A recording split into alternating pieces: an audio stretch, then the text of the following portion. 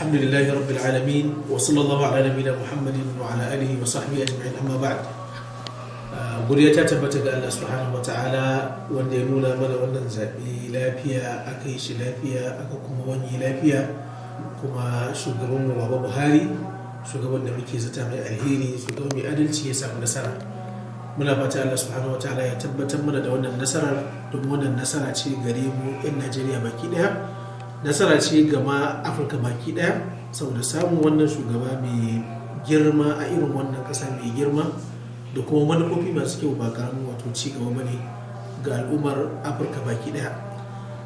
Muna fata Allah subhanahu wataala ya taimake shi, ya ba shi shugabanni ko kuma ce ya ba shi wato mashawarta nagari na kirki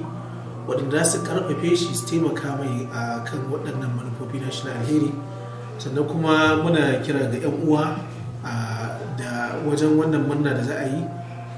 misali cewa godiya ce ga Allah subhanahu wataala za mu yi,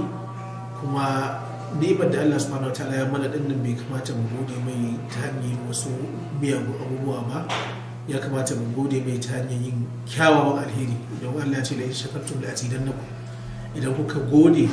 to Allah subhanahu wataala zai kara muku. So haka ayi wato murna daidai wa daida, kar a tashin hankali, kada a je a yi fasikanci ko a je a yi wasu miyagun abubuwa domin Allah subhanahu wataala baya so. Wa assalamu alaikum wa rahmatullahi wa barakatuh.